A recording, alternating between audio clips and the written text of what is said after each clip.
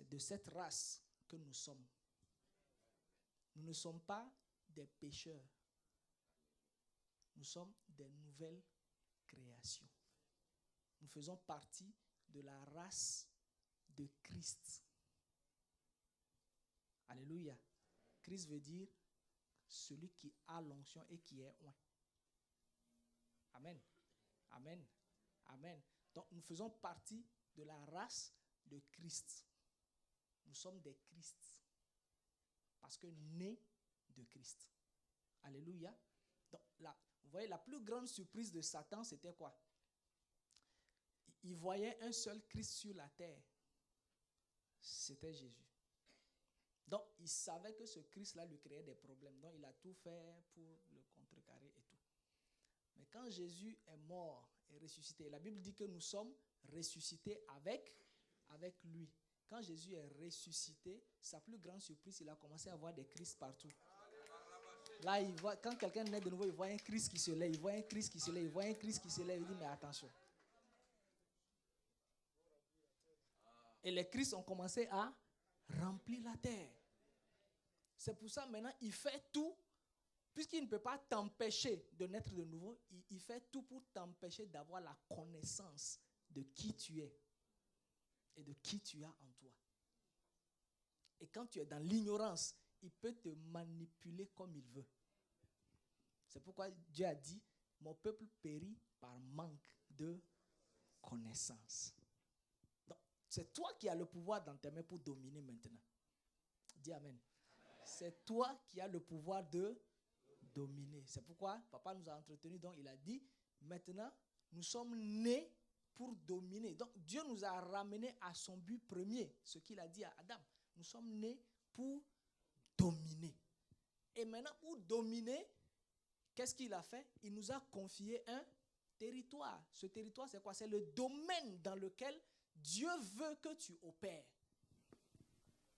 Parce qu'à chaque homme, regardez le corps humain. Tout le corps humain n'est pas que pied. Il y a 2 pieds, il y a 2 bras, il y a une tête, il y a des oreilles et tout.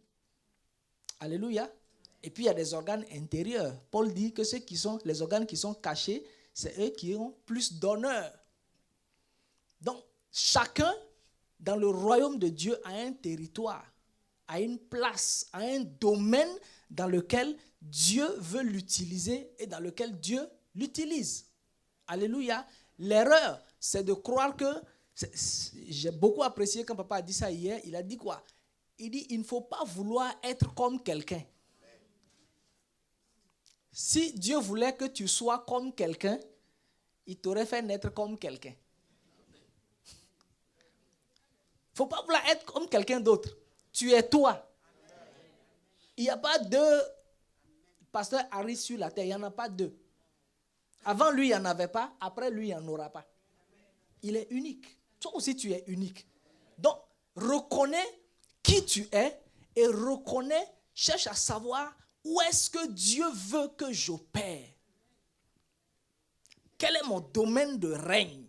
Quel est mon territoire de règne? Où est-ce que je dois exercer le règne, la domination que Dieu veut pour moi? C'est ça.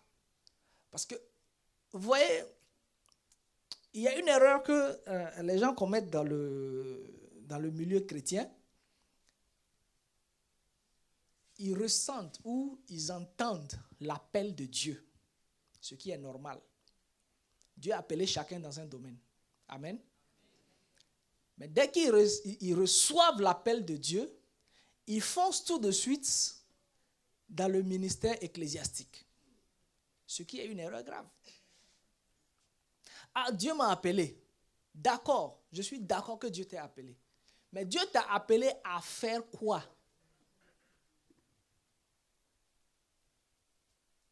Dieu t'a appelé à faire quoi? Dieu m'a appelé, ça ne veut pas dire que je serai forcément prophète, pasteur, apôtre. Non. Dieu peut m'appeler à être enseignant. Dieu peut m'appeler à être menuisier. Dieu peut m'appeler à être mécanicien. Dieu peut m'appeler à être un gradé dans l'armée. Dieu peut m'appeler à être médecin. Pourquoi? Parce que dans chaque corps de métier, Dieu veut une porte ouverte. Dieu veut toucher chaque corps. Donc, il t'appelle, mais il t'appelle dans un certain domaine pour que tu sois sa porte d'entrée dans ce domaine. Dieu peut t'appeler à être informaticien. Ça dit que ce sont des apparts. Ce que là où tu travailles, Dieu va se servir de ça maintenant pour t'utiliser. Alléluia. Le domaine dans lequel tu te trouves, Dieu maintenant se manifeste. Quand il veut parler au médecin, il sait qu'un médecin a plus de facilité à communiquer avec ses collègues médecins. Parce que c'est vrai, tu peux évangéliser. Ça, c'est normal. Tout le monde peut évangéliser. Tu peux évangéliser et rencontrer un médecin et tu lui parles et tout. Et il accepte le Seigneur convaincu par le Saint-Esprit. Mais parfois, le langage n'est pas tout à fait ça. Quand tu lui parles, il va commencer à regarder, tu as fait quelle étude, tu parles bien français et tout ça. Mais quand c'est un collègue médecin qui lui parle, il se dit, mais il a le même diplôme que moi, il est aussi intellectuel que moi, qu'est-ce qu'il a de plus? Et il t'écoute plus facilement. Alléluia. Alléluia. Donc, chacun a un domaine dans lequel Dieu utilise. C'est pour ça, quand tu es là où Dieu t'a appelé, tu reconnais que ce métier que je fais là, ce n'est pas pour seulement un salaire. Mais, comme disent les Anglais, I am on assignment. Je suis envoyé là-bas pour. J'ai une mission là-bas. Le salaire devient secondaire. Abraham avait quel salaire? On lui payait combien par mois? Non.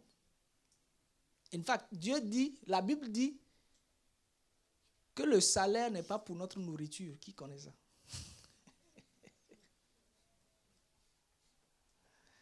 Il dit que celui qui faisait quoi? Volait ne vole plus. Qu'il travaille de ses propres mains pour avoir de quoi donner. Pas pour manger. C'est ce que la Bible dit. Il dit pour avoir de quoi donner. Ça veut dire que ta vie ne dépend pas de ton salaire. Le salaire, ce n'est que de l'argent entre tes mains. Mais le royaume des cieux a ses ressources. Ses ressources de financement. Pour prendre soin de toi. Pourquoi il dit ne vous inquiétez de rien. Mais en toute chose, faites connaître vos besoins par des prières, des supplications, des actions de grâce. Et la paix de Dieu qui surpasse toute intelligence gardera vos cœurs et vos pensées en Christ. Deuxièmement, il dit quoi? Dans Matthieu 6, il dit cherchez le royaume des cieux et toutes ces choses vous seront données. Parce que toutes ces choses sont déjà dans le royaume. Donc quand tu cherches le royaume, tu trouves ce dont tu as besoin. Et le royaume a des lois. Dans les finances, par exemple, le royaume a ses lois. On ne prie pas pour l'argent. Seigneur, donne-moi l'argent, Seigneur. Oh Seigneur, ouaya bro. 1000 euros, 1000 euros, 1000 euros. Dieu n'est pas un magicien. On prie pas. Dis à ton voisin, on ne prie pas pour l'argent.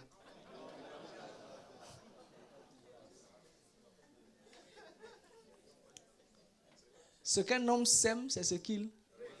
Si tu veux de l'argent, tu sèmes. C'est une loi. C'est un principe. Tu sèmes. Et tu récoltes. Donc, le royaume a ses lois et ses principes. Alléluia. Donc, je disais que Dieu a placé chacun dans un certain domaine, dans un certain territoire pour l'utiliser pour la gloire de son nom. Alors, pour être efficace dans ce dans quoi Dieu t'a placé, il y a certains principes que Dieu a donnés. Et quand tu suis ces principes-là, tu réussiras certainement. Amen. Amen. Une chose est de savoir que Dieu t'a mis dans un certain domaine, mais une autre chose est de savoir comment fonctionner dans le domaine. Une chose est de naître dans une famille. Naître dans une famille, tu ne pries pas pour ça. Qui a prié pour naître? Qui a jeûné pour naître dans sa famille? Qui a gêné pour avoir un nom de famille? Non. Tu es né. Une fois que tu es né dans la famille, ça c'est un fait. Tu es né, tu es né. Et comme tu es né, tu as droit au nom. Alléluia. Alléluia. Maintenant, dans la famille, il y a des règles de vie. Ça, tu l'apprends. Ça s'apprend. Comment la famille fonctionne, comment on marche dans la famille, qu'est-ce qu'on fait dans la famille, quelles sont les règles de la famille. Ça, tu apprends ça. De la même façon, quand tu es né de nouveau, tu as un héritage en Christ. Mais comment est-ce qu'il faut rentrer dans l'héritage? Ça, il faut l'apprendre. Alléluia. Donc, comment fonctionner dans ton domaine? Il y a certains principes que Dieu a donnés que nous allons voir rapidement. Nous ouvrons dans Josué 1. Si vous avez votre Bible, vous ouvrez avec moi dans Josué 1.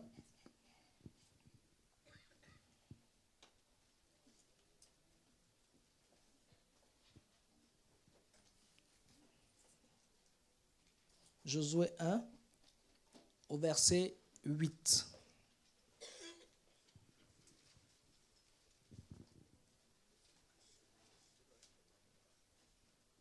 Josué 1, au verset 8.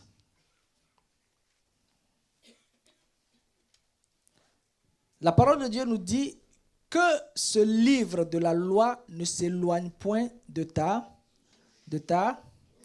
Médite-le jour et nuit pour agir fidèlement selon tout ce qui y est écrit. Il y a 3 choses qui sont mentionnées ici. Je ne vais pas développer ça, je vais juste prendre ce qui est au milieu. Il dit premièrement que ce livre de la loi ne s'éloigne pas de ta bouche. Ça dit que ta bouche doit être tout le temps remplie de la parole de Dieu. Il dit maintenant, médite le livre là jour et nuit. Il n'a pas dit jour, il dit jour et nuit. Il n'a pas dit nuit. Il dit jour et ça veut dire continuellement. Troisièmement, il dit pour agir fidèlement. En réalité, il ne dit pas médite jour et nuit et agis. Il dit médite jour et nuit pour agir. C'est-à-dire en méditant régulièrement, tu vas te retrouver en train d'agir comme ça. Ceux qui sont forts dans ça, ce sont les femmes. Et les femmes, quand elle a quelque chose comme son mari, elle va s'asseoir, matin jusqu'au soir. Le gars est au travail. Elle s'assoit, elle médite son plan. C'est que méditer veut dire quoi? Tourner la chose dans ta tête et dans ton cœur. Elle va méditer ça. Méditer ça. Mais quand il va rentrer, je vais commencer par telle phrase. Je vais l'accueillir comme ça. Donc, elle a fait ça tout, tellement elle est remplie de ça qu'elle ne peut plus appuyer stop.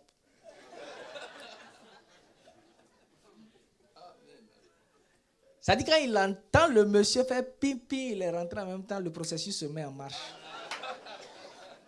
Pourquoi? Parce qu'elle a médité ça. Donc dès que le monsieur, comme disent les Ivoiriens, dès qu'il a déjà la porte comme ça, mon cher, laisse, c'est gâté. Elle attend seulement la première phrase. Bonsoir chérie, ah c'est fini. Flow. Elle-même,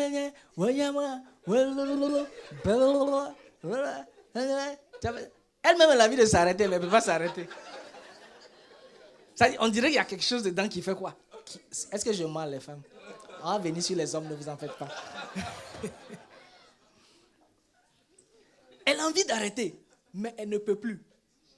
Elle va te dire, si tu lui demandes, elle va te dire non, qu'elle ne pouvait pas. Elle voulait, mais elle ne pouvait pas. Elle a tellement médité ça que son être tout entier a commencé à répondre à ce qu'elle a médité. Donc, quand les gens disent, ah, moi j'ai des difficultés pour méditer, c'est faux. Est-ce que tu sais t'inquiéter? Est-ce que tu sais t'inquiéter? Oui. Si tu sais t'inquiéter, c'est que tu sais méditer. Maintenant, tu médites sur la mauvaise chose seulement. Il faut juste renverser. Parce que s'inquiéter, c'est prendre un problème et faire quoi? Tourner ça. Au lieu de tourner sur le problème, prends la parole de Dieu et tourne ça. Quiconque sait s'inquiéter, sait méditer. Il dit donc, médite la parole jour et nuit. La première chose que Dieu nous demande pour pouvoir exercer notre domination dans le domaine dans lequel il nous a placés, c'est commencer par méditer la parole de Dieu. Il faut méditer la parole de Dieu régulièrement.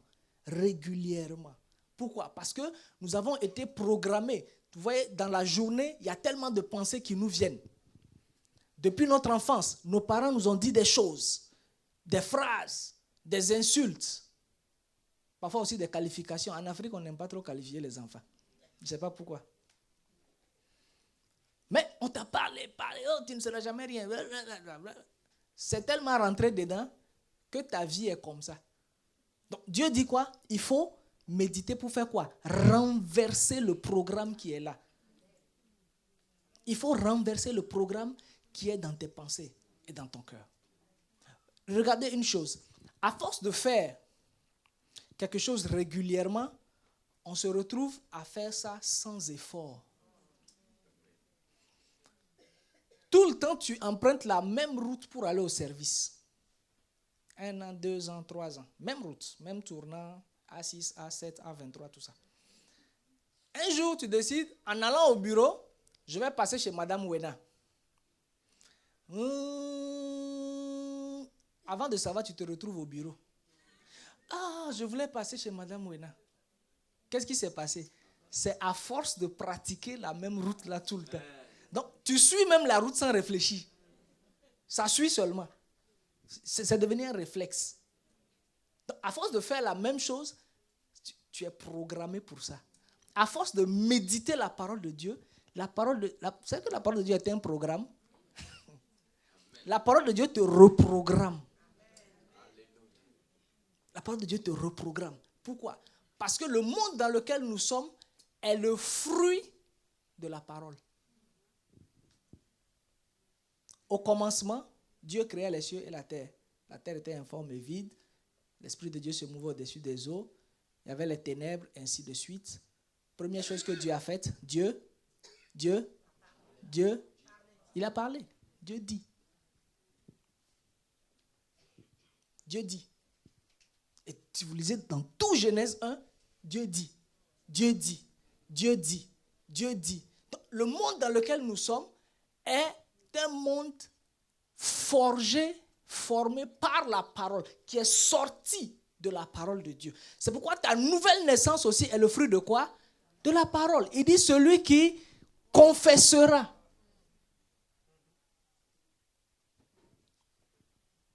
C'est le fruit de la parole. Il dit celui qui dira à cette montagne. Dieu ne fait rien sans sa parole. Donc Dieu ne fait rien sans parler. C'est pourquoi la Bible dit dans Éphésiens, il dit prenez aussi le casque, l'épée de l'esprit. Il n'a pas dit du Saint-Esprit. L'épée de l'esprit qui est la parole de Dieu. L'épée du Saint-Esprit, l'épée de ton esprit à toi. Et troisièmement, ça veut dire dans le monde spirituel, ce qui régit le monde esprit, c'est la parole. Il dit l'épée de l'esprit, l'instrument de travail dans le spirituel, qui est la parole de Dieu. Et donc, la parole, c'est ça qui te permet de te reprogrammer. Alléluia. Alléluia. C'est pourquoi quand les gens étaient en train de faire la tour de Babel, quand Dieu est descendu, qu'est-ce qu'il a fait? Est-ce qu'il a cassé la tour? Non, il n'a pas besoin. Il a juste confondu leur langage. Parce qu'il sait que c'est à cause de leur langage, à cause de leurs paroles, qu'ils sont un. S'ils ne se comprennent plus, il y a la débandade. Dieu, il n'est pas compliqué, quoi. Il a juste mis la confusion dans leur manière de parler. Et c'est parti. Le projet a échoué. C'est pour cela aussi que quand le Saint-Esprit est descendu sur les apôtres, les disciples, dans la chambre haute, quelle est la première chose que le Saint-Esprit a restaurée? La langue. C'est pour ça que dans le roi... En construisant la tour de Babel, ils avaient une seule langue. Dans le royaume de Dieu, nous avons une seule langue. Il a restauré l'unité de la langue. C'est pour ça qu'il nous a donné donc le parler en langue. C'est le langage du royaume des cieux. Parce que tout se fait, rien ne se fait sans la parole. Alléluia. Donc Dieu dit, il faut méditer la parole jour et nuit. Alors, qu'est-ce que la méditation va te conférer? Qu'est-ce que, en méditant la parole, qu'est-ce que tu trouveras? Premièrement, 1 Samuel 3, verset 21.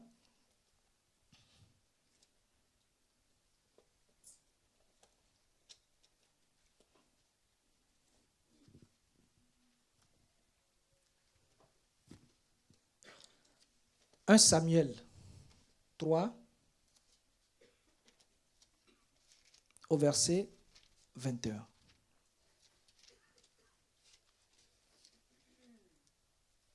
1 Samuel 3, verset 21. La Bible nous dit, tout le monde est 1 Samuel 3? Je peux aller? Ok. 1 Samuel 3, verset 21. La Bible dit, l'Éternel continuait à apparaître dans Silo, car l'Éternel se révélait à Samuel dans Silo par la parole de l'Éternel. Alléluia. L'Éternel se révélait à Samuel dans Silo par la parole de l'Éternel. En méditant la parole de Dieu, qu'est-ce que tu as premièrement? Premièrement, tu as la révélation de la nature et du caractère de Dieu.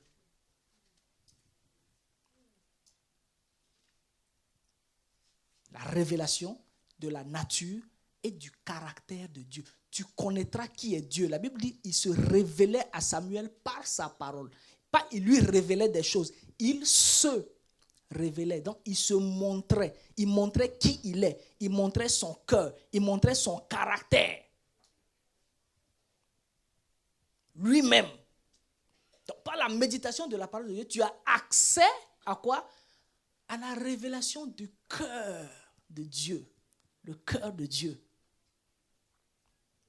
Tu as accès à son identité. Tu as accès à sa nature. Tu as accès à son caractère.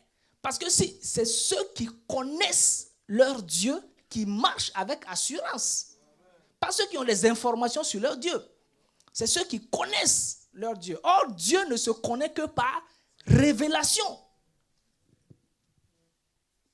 Paul dit aux Galates, quand il a plu à celui qui m'a mis à part dès le sein de ma mère, de se révéler à moi afin que je puisse le révéler aux autres. Donc si tu n'as pas une révélation personnelle de qui est Dieu, tu ne pourras pas montrer Dieu aux autres.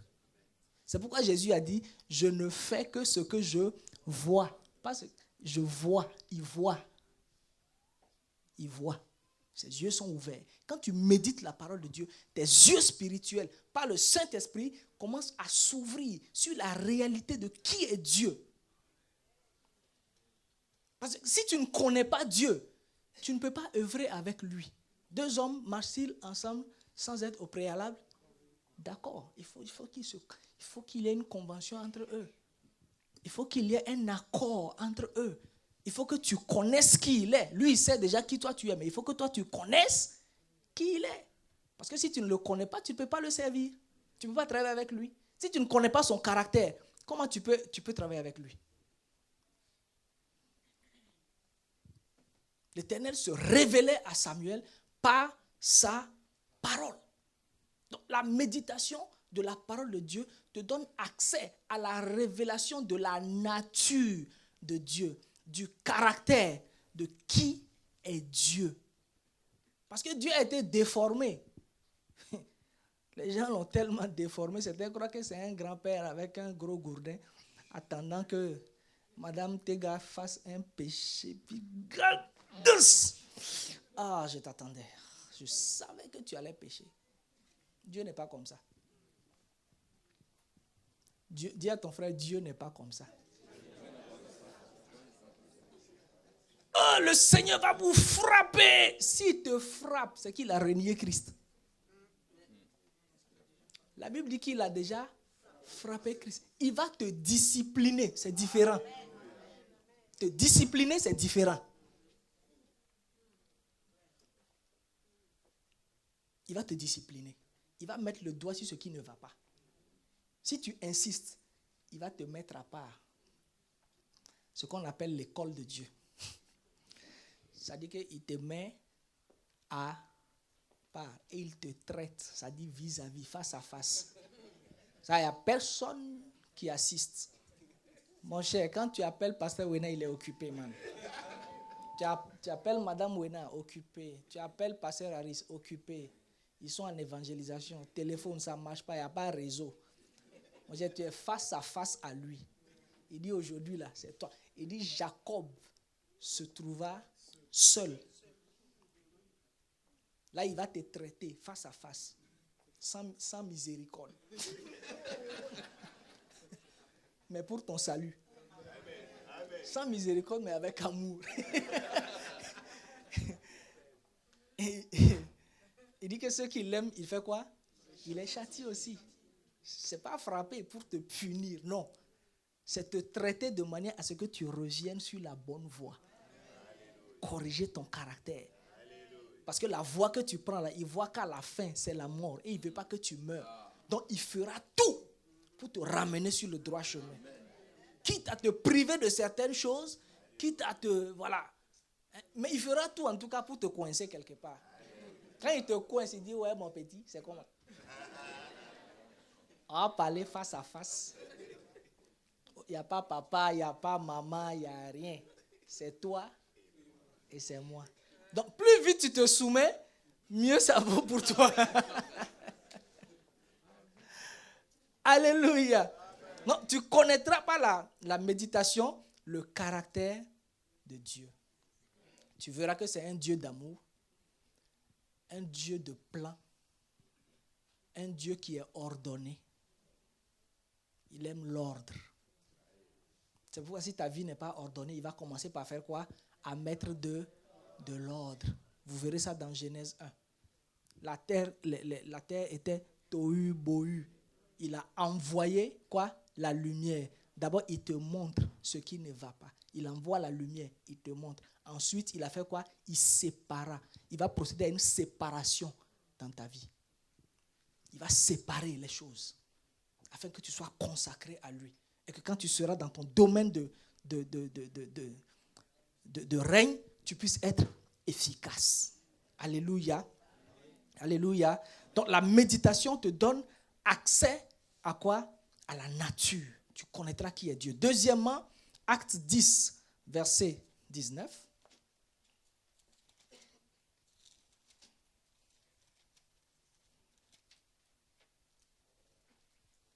Acte 10, verset 19.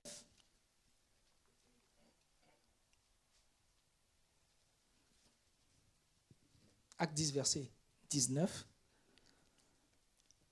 C'est Pierre donc qui était monté sur le toit et pendant qu'on lui préparait un bon repas, il était en train de prier et la Bible dit qu'il a eu une vision. Verset 19, il dit « Et comme Pierre réfléchissait à la vision, l'Esprit lui dit. » Je relis. Si vous lisez la version Darby, il dit « Comme Pierre méditait sur la vision, l'Esprit lui dit. » Donc, la méditation, deuxièmement, te donne accès à la voix de Dieu par le Saint-Esprit. Pendant qu'il médite, l'Esprit lui a parlé. Il méditait, l'Esprit lui a parlé. Donc, la méditation te donne aussi accès à la voix de Dieu. Tu commences à comprendre, à connaître comment Dieu parle. Tu commences à avoir la connaissance de la voix de Dieu. Quand la voix de Dieu vient à toi, tu commences à la reconnaître. Il y a beaucoup de gens qui posent la question, comment savoir que c'est Dieu qui m'a parlé? Première réponse. Dieu parle tantôt d'une manière dont il n'y a pas de modèle. À chacun la manière dont Dieu lui parle. C'est à toi de développer ta communion avec Dieu. Et tu comprendras comment Dieu te parle. Parce que la façon dont il me parle, ce n'est pas de la même façon qu'il te parlera. Puisque tu es unique à ses yeux. Alléluia. Alléluia. Donc, il n'y a pas de modèle établi pour qu'on te dise, voici quand c'est comme ça, comme ça, comme ça et comme ça. Ça, c'est Dieu. Non. Connaître la voix de Dieu est intrinsèquement lié à ta relation avec lui. Si tu le connais dans son caractère, dans sa nature, tu commenceras à apprendre sa voix. Comment est-ce que tu connais la voix de ta maman? Comment est-ce que si on met 10 000 femmes et puis on met un rideau, toutes les femmes là parlent. Si ta maman parle, tu sauras que c'est elle. Comment tu sais? C'est? Hein? Comment tu as appris à reconnaître sa voix? Parce que étant bébé, elle parlait tout le temps. Et en te parlant, toi tu ne comprenais rien, mais elle te parlait quand même. Elle parle seulement. Bébé, chouchou, toutou, doudou, shalom, allez, oh, oh, coucou. Elle te parlait régulièrement. Qu'est-ce qu'elle faisait? Elle faisait un investissement de sa voix en toi. Donc, en méditant régulièrement, Dieu... Donne-moi une Bible. Ça, c'est quoi? C'est la Bible, encore appelée? Là. Donc, quand tu ouvres, qui te parle? Dieu. Ça, c'est la voix écrite de Dieu. Mais sa voix demeure toujours sa voix. Qu'elle soit écrite, qu'elle soit audible, qu'elle soit sensible, ou tout ce que vous voulez, ça demeure la voix de Dieu. Dieu peut te parler de manière audible. Dieu te parle au travers des Écritures. Et comme il est très sage et qu'il veut que tu le connaisses rapidement, il a fait de sorte qu'on puisse écrire sa voix et puis te donner. Comme ça, tu as ça personnellement. Quand tu transportes la Bible, tu transportes la voix de Dieu avec toi. Et puis après, tu demandes au pasteur comment Dieu parle. Mais tu as la voix de Dieu dans ta main. Tu as la voix de Dieu dans ta main. Commence à la méditer. Commence à lire ça. Tu auras accès à la voix de Dieu. Le Saint-Esprit va commencer à te montrer des choses, à t'expliquer. On dirait, quand tu médites souvent, on dirait qu'il y a quelqu'un qui est derrière toi qui te... Mais c'est ça. Est-ce que c'est compliqué? C'est pas compliqué. Et comme Dieu ne parlera jamais contrairement aux Écritures, jamais, il ne le fera pas. Ni aujourd'hui, ni demain. Donc, il t'a donné le moyen, de la même façon que ta maman te parlait. Donc, il y avait un stock de la voix de ta maman en toi. De sorte que quand elle est quelque part, même si tu ne la vois pas, quand elle parle, tu reconnais sa voix. À cause de quoi? Quand tu entends sa voix par tes oreilles, le stock qui est en toi fait quoi? Se met en mouvement. Il fait un check-up. Il fait et puis il dit match. C'est propre. C'est maman. Quand tu as les Écritures en toi, si le jour où tu entendras la voix de Dieu, tu sauras que ça c'est Dieu. Alléluia. Amen. Alléluia. Alléluia. Donc, la méditation te donne aussi accès à la voix de Dieu par le Saint-Esprit. Or, la Bible me dit que l'homme ne vivra pas de pain seulement, mais de toute parole qui sort de la bouche de Dieu. L'homme ne vivra pas de pain seulement. Et il a ajouté seulement, heureusement. Parce qu'il faut d'abaler un peu. Il faut manger. Ou bien, il faut faire la chose. Il dit l'homme ne vivra pas de pain seulement. Donc le pain physique est pour l'homme physique. Mais ce qui sort de la bouche de Dieu est le pain pour l'homme intérieur. Il dit tu ne vivras pas. Donc cette parole, en méditant, la parole que tu reçois par le Saint-Esprit devient aussi quoi? Ta nourriture pour former, forger, nourrir, établir ton homme intérieur. Or, plus un enfant mange, plus, je ne parle pas des enfants gourmands, ça veut dire que quand il est bien nourri, il devient comment? Il devient fort. Il devient fort. Quand il est bien nourri, il devient fort. Donc, il peut affronter les situations. Il peut affronter les gens quand on veut lui créer de la bagarre et tout. Il peut affronter. Donc, en mangeant la parole de Dieu, en méditant la parole de Dieu commence à faire quoi? À nourrir ton homme intérieur. Tu deviens fort intérieurement. Tu te bâtis intérieurement. C'est pourquoi la Bible dit donc dans Josué 1, il dit, tant que tu vivras, nul ne tiendra devant toi. L'homme ne vivra pas de pain seulement, mais de toute parole qui sort de la bouche de Dieu. Tant que tu vivras, l'homme ne vivra pas. Tant que tu vivras, donc tant que tu seras connecté à la parole de Dieu, nul ne tiendra devant toi.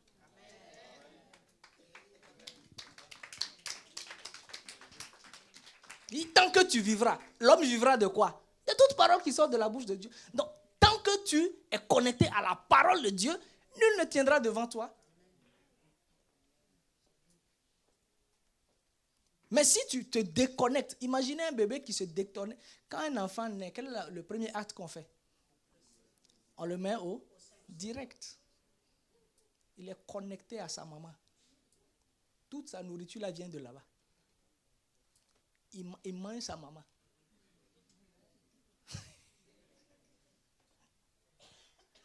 Il mange sa maman. Il est là,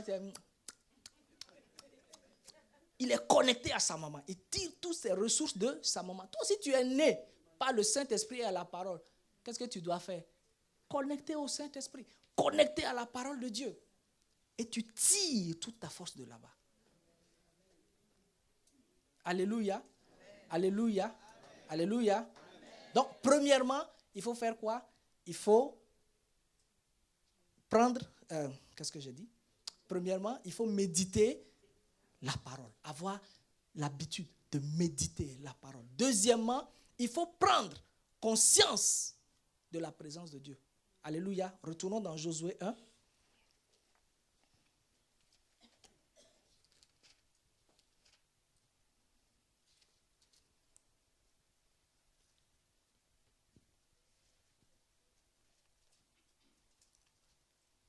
Josué 1, toujours le verset 5.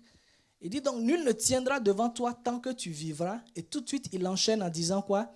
Il dit, je serai avec toi comme j'ai été avec Moïse. Donc, en recevant, en méditant, tu reçois, tu as accès à la voix de Dieu. Tu commences à comprendre que Dieu est avec toi. Il dit, je serai avec toi comme j'ai été avec Moïse. Mais nous qui sommes de la nouvelle création, il ne sera pas seulement avec nous.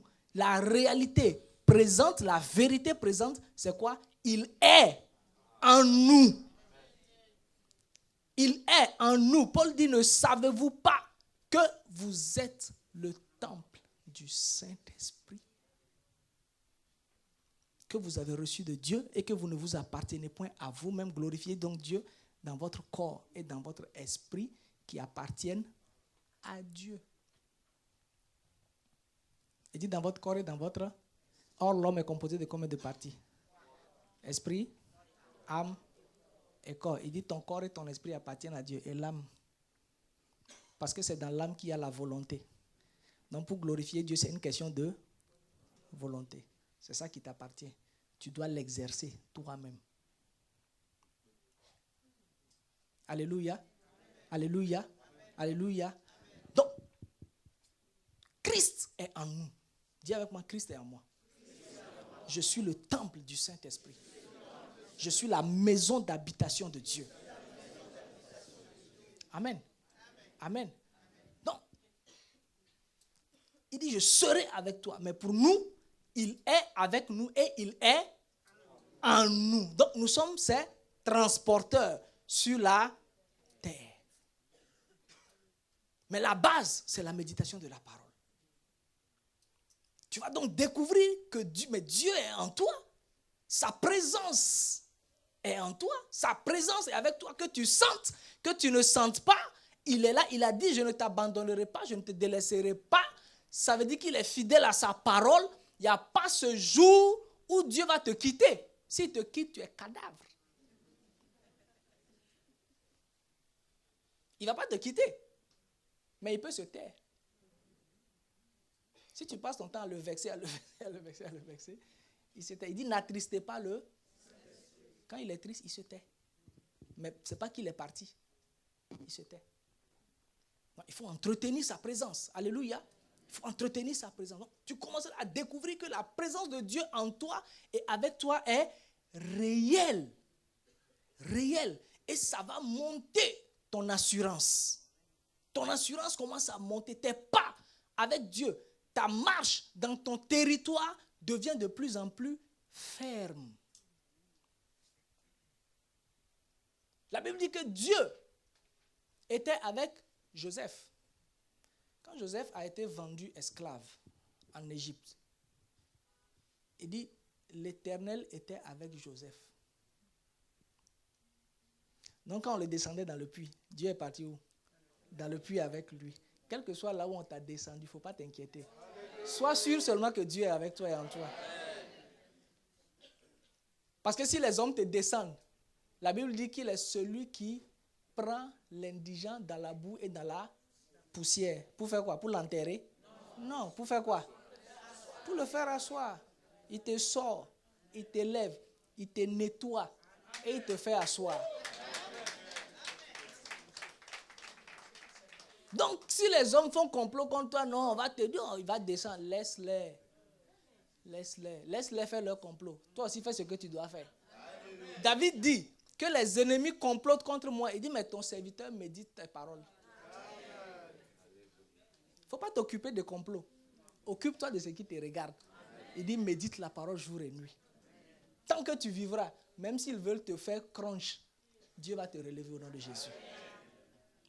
Il dit, Dieu, l'Éternel était avec Joseph.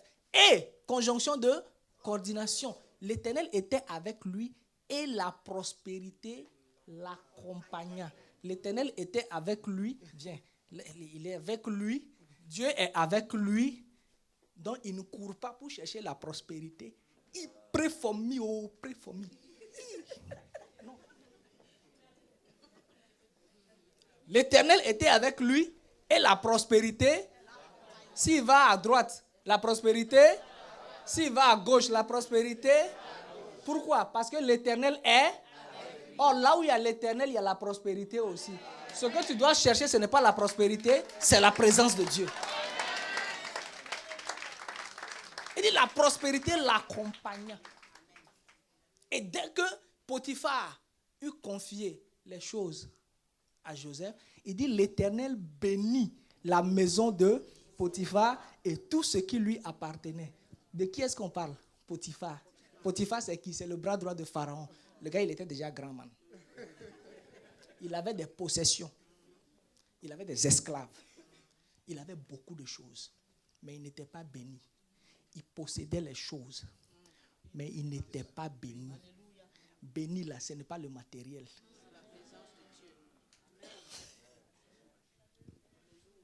La bénédiction n'est pas liée à la possession. La bénédiction est spirituelle.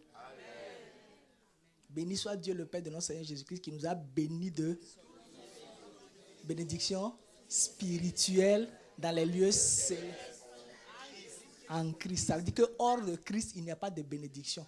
Toute personne qui a des possessions dans ce monde qui n'a pas Christ, il n'est pas béni. Il n'a que des biens.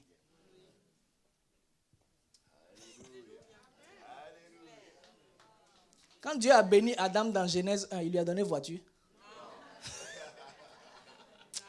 Laisse tomber, moi. Il dit l'Éternel le bénit en disant. L'Éternel le bénit et dit. Donc la bénédiction est contenue dans la parole de Dieu. Jean 1:1, au commencement était la parole. La parole était avec Dieu. La parole était. La bénédiction est dans la parole de Dieu.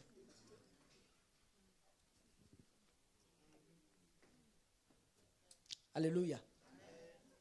Ça, c'était avec Joseph. Avec Jésus, la Bible dit qu'il allait de lieu en lieu, faisant du bien, guérissant les malades, délivrant tous ceux qui étaient sous l'emprise du diable, car Dieu était avec lui.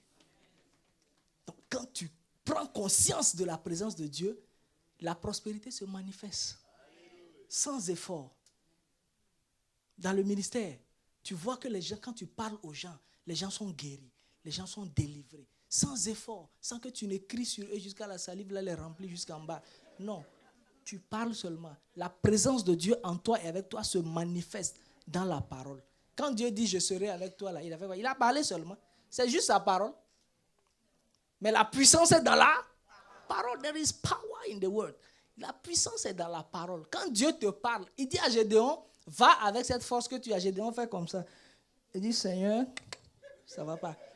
Dieu dit, j'ai déjà dit. Dès que j'ai dit là, c'est comme ça.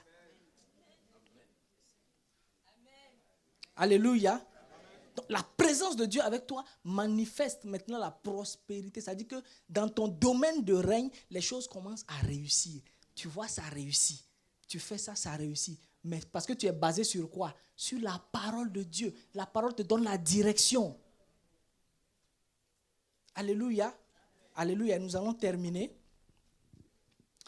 Troisième chose, quand tu médites la parole, excusez-moi, j'ai débordé de 5 minutes. Quand tu médites la parole,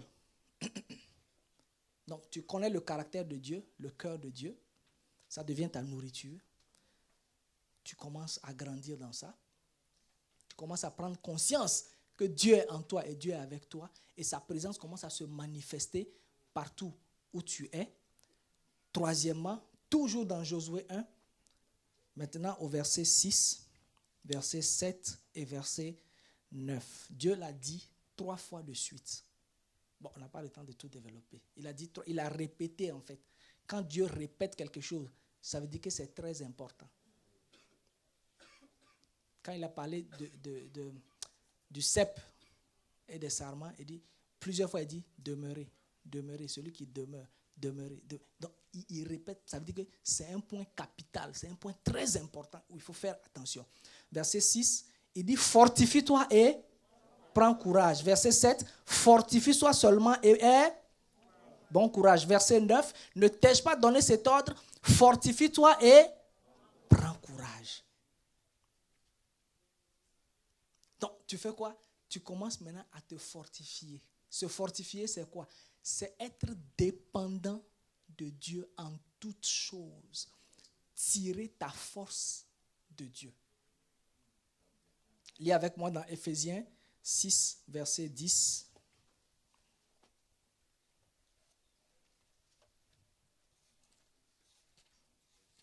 Éphésiens 6, au verset 10.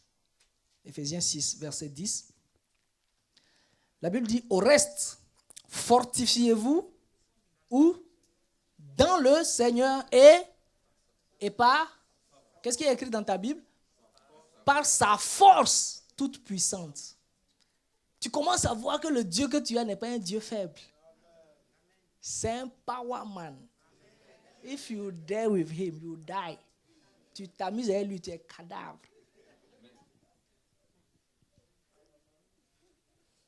C'est un power man. C'est-à-dire qu'il est assis sur son trône, rien ne le fait bouger. La Bible dit qu'au moment du déluge, là, Dieu était assis sur son trône. Dans le psaume, il dit il est assis sur son trône, il regarde les ennemis s'agiter et puis il rit. Il dit mais les enfants là, ils ne connaissent pas. Laisse-les. Quand ils vont tourner, ils vont venir le voir. Tu commences à savoir que ton Dieu là, c'est un Dieu très puissant et tout puissant. Donc si tu t'adosses à lui, la personne qui va vouloir venir te décoller. Il dit David s'appuya sur... Dès qu'il s'est appuyé sur l'Éternel, les gars ont commencé à laisser tomber les pierres et tout ça. Que tous ceux qui ont des pierres contre toi les laissent tomber au nom de Jésus. Il dit fortifiez-vous par sa force toute puissante. Il faut te fortifier. Donc, il faut avoir confiance en la capacité et en la puissance de Dieu. Comment se fortifier? On va lire le dernier verset, Jude, verset 20. Jude, c'est un seul chapitre. Ce n'est pas dans l'Ancien Testament. Hein. C'est dans le Nouveau Testament. C'est un seul chapitre. Au verset 20. C'est juste avant Apocalypse. Donc si tu trouves Apocalypse, tu vas en arrière et puis tu as Jude. Jude verset 20, c'est un seul chapitre donc. Il dit, pour vous, bien-aimés, vous édifiant vous-même sur votre très sainte foi et priant par le Saint-Esprit. Priant par le Saint-Esprit. Comment est-ce qu'on s'édifie? On s'édifie. 1 Corinthiens 14, je crois le verset 4, il dit, celui qui prie en langue s'édifie lui-même. Il se bâtit, il se fortifie. Il est en train de s'appuyer sur Dieu pour laisser la force de Dieu se manifester en lui et le restaurer, et le bâtir, et le faire tenir ferme. Il dit priant par l'esprit. La prière en esprit te permet de t'édifier toi-même. Si tu veux t'édifier toi-même, il faut avoir l'habitude de beaucoup prier en esprit, prier en langue. Tu es OWC, Shako, Brahan, Darabo, Soka, Tabaché, Keteke. Dieu n'a pas peur des odeurs, man. Quand Dieu créait la partie, là, il n'a pas fait comme ça. Il faut poser rapidement. Non. Dieu est esprit. Pendant que tu te laves, Masaka, Tabro, Shekantabaya, Karabo, Sokoto, Bahindarabo, Shandabaya, Sakirebeyaka. Tu es au bureau, dès que tu t'assois sur ta chaise, Brakenderebo, Siamando. Tu es dans la voiture. Pendant que tu conduis, le GPS dit, prends les assis sur la droite, tu dis, Brahanderebo, Siamando. Doro, Chocolat. Tu écoutes GPS avec les oreilles, mais tu laisses ton esprit faire quoi? Parler à Dieu. Parler à Dieu. Celui qui prie en langue parle à Dieu. Il parle à Dieu. Il parle des mystères à Dieu. Il est connecté à Dieu. Car personne ne le, ni le diable, ni les démons, ni les anges, ni les archanges, y compris toi-même. Donc si ton intelligence te dit tu inventes, il faut dire tu mens.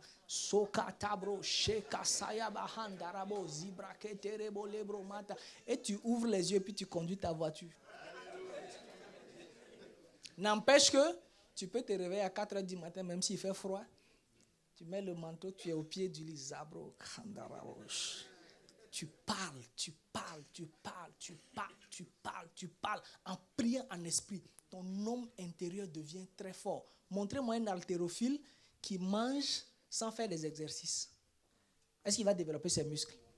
Montrez-moi aussi un haltérophile qui soulève les haltères là sans manger. Est-ce qu'il va aller de l'avant? Il ne peut pas aller de l'avant. Donc, les deux sont combinés. Tu pries beaucoup en esprit et tu médites beaucoup la parole de Dieu. Donc, tu te nourris de la parole et tu pries en esprit. Tu te nourris de la parole, tu pries en esprit. Tu deviens un géant spirituel. Même si tu es court comme moi. Même si tu as 1m65 comme moi. Tu es un géant spirituel. Alléluia. Alléluia. Il dit fortifiez-vous. Il dit fortifie-toi, fortifie-toi, fortifie-toi et prends courage. Fortifie-toi et prends courage. Fortifie-toi et prends courage. Alléluia. Donc, nous avons vu que la méditation est la base.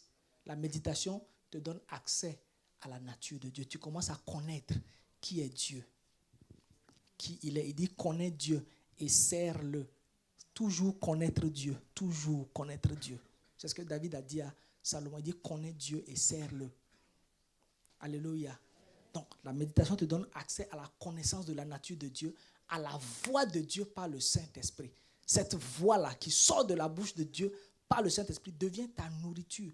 Et comme tu te nourris, tu deviens fort. Nul ne peut tenir devant toi dans ton territoire. Alléluia. Et maintenant, tu prends le temps, chaque fois, de te fortifier dans le Seigneur. De te fortifier dans le Seigneur. Est-ce que tu peux te mettre sur tes pieds? Nous allons bénir le Seigneur. Élève ta voix. Élève ta voix et rends grâce à Dieu. Élève ta voix, dis merci au Seigneur. Élève ta voix et dis merci au Seigneur. Bénis le Seigneur parce qu'il a rendu toutes choses possibles pour toi en Christ Jésus. Tout est en Christ. Et Christ est en toi. Élève ta voix et dis merci au Seigneur. Et dis en lui se trouvent tous les trésors de la sagesse, de la connaissance, de la science, l'intelligence. Tout est en Christ. Tout ce qui est divin, il a dit que tout ce qui est divin est en Christ. Tout est en Christ, tout est en Christ. Il dit toute la plénitude de la divinité habite en Christ. Donc hors de Christ, tu ne peux pas connaître Dieu. Et toi qui es né de nouveau, tu as Christ en toi, toute la plénitude de la divinité est en toi, toute la plénitude de la connaissance et de la sagesse de Dieu, tout est en toi. Élève ta voix et dis merci au Seigneur.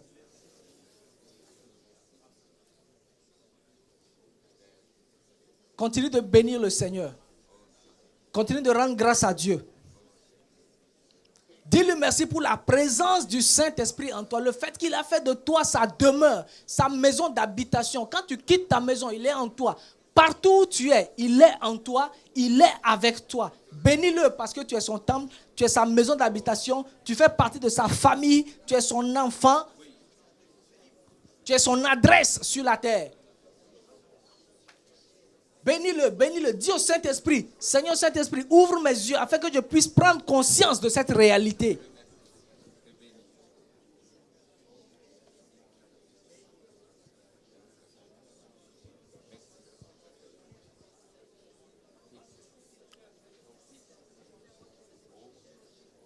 Et tu continues de lever ta voix en demandant au Saint-Esprit de t'aider chaque jour à te discipliner pour pouvoir méditer la parole de Dieu. Méditer la parole de Dieu. Laissez ton cœur être ouvert à la parole de Dieu. Que tout ce qui te bloque, tout ce qui fait que tu n'arrives pas à te consacrer à la méditation de la parole de Dieu, que le Saint-Esprit dans sa grâce te débarrasse de tout ça, que tous ces liens-là soient coupés.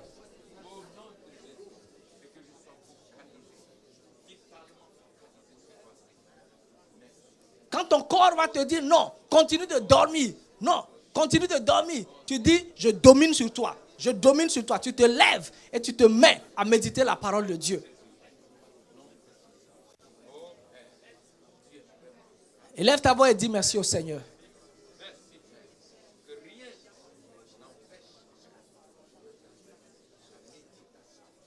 Pose la main sur ton cœur, dis avec moi Seigneur Saint-Esprit. Tu es l'esprit de révélation. C'est toi qui me montres le cœur de Dieu. Saint-Esprit, à partir d'aujourd'hui, je me laisse entier entre tes mains. Aide-moi à être quelqu'un qui médite la parole de Dieu. Aide-moi, Saint-Esprit, à aimer la parole de Dieu. Aide-moi, Saint-Esprit, à me soumettre à la parole de Dieu. Même quand ça contredit mes pensées, je veux me soumettre à la parole de Dieu. Seigneur Saint-Esprit, à chaque fois que je serai devant la parole, oh, donne-moi la révélation. Ouvre mes yeux spirituels. Ouvre mon entendement spirituel. Que je saisisse la révélation de la parole de Dieu. Que je puisse me nourrir de cette révélation. Saint-Esprit de Dieu, merci parce que tu es en moi, tu es avec moi, tu ne m'abandonnes pas. Ta vie en moi domine toute autre vie qui veut se manifester. Si c'est la vie de la maladie, ta vie en moi domine la vie de la maladie.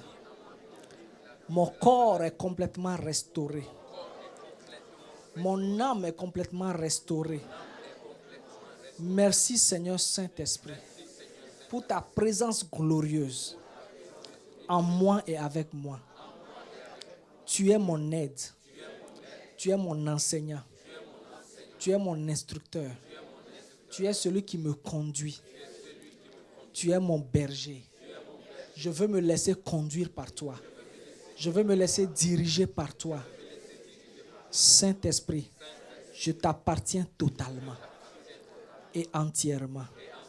Que ma vie soit un parfum de bonne odeur pour toi, Seigneur. Merci, Saint-Esprit. Amen.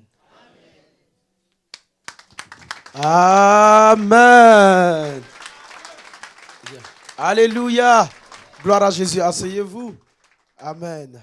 Amen. Nous rendons grâce à Dieu pour la vie du prédicateur.